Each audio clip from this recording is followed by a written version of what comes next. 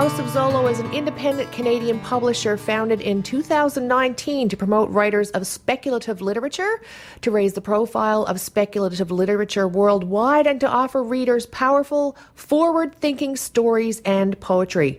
House of Zolo is committed to publishing excellent speculative writing by today's most compelling authors, and we're focusing on Volume 3 of the House of Zolo's speculative literature collection, and we're going to kick off the feature with Erika Steeves, and she is one of the House of Zolo editors. She's speaking on behalf of the publisher, and we'll let you in a little bit more. I'm one of the editors with the House of Zolo, so we're a small team in an independent publishing company based out of Toronto, and I had the wonderful privilege of working with so many wonderful writers from around the world, putting together this compilation, this volume.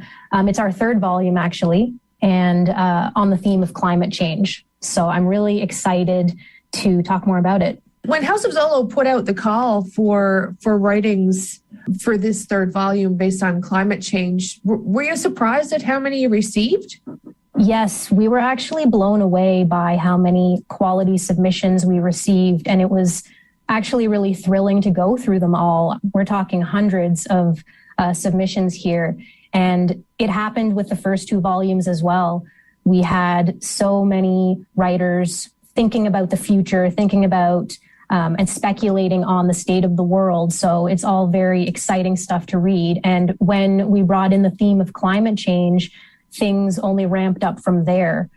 We really were excited to see how writers would explore this broad theme and see where the future will take us. It's surprising and refreshing to read so many works based on climate change or, inspired by climate change, which obviously tells us that people are cluing in all around the world. When you received all these, did you have a lot of work to do on the stories? I realize you're a copy editor. Maybe our listeners might want to know a little bit more about what that means.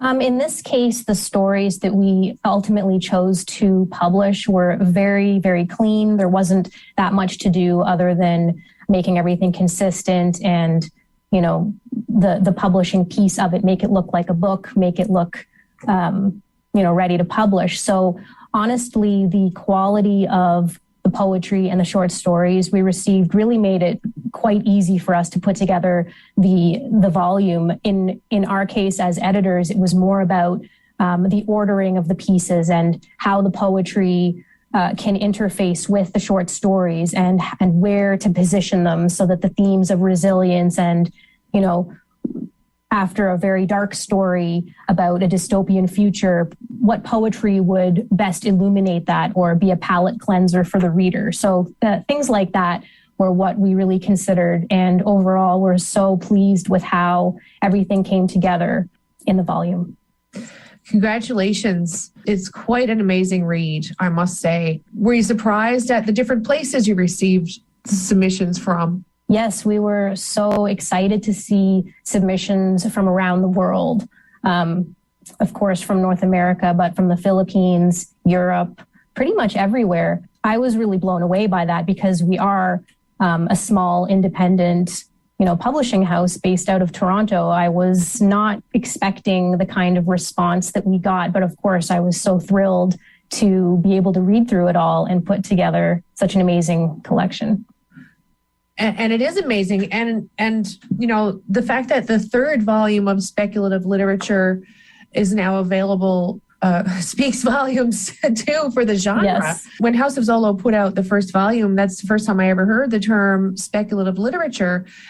But in actual fact, I had been reading it back, in high school and first years of university with Aldous Huxley and George Orwell and different authors. It's definitely speaking to a lot of people. And I imagine that the genre will have more listeners now, especially with the climate change edition. We're definitely hoping for that as well. I'll let you tell our listeners, how can they get a copy of the House of Zolo Volume 3 of Speculative Literature Climate Change Edition? I would just encourage anyone interested in speculative literature and wants to download a copy of this to go on Amazon or our website and get your copy. Fantastic. Congratulations once again, Erika, on all your hard work. And hopefully we'll be able to check in again for Volume 4.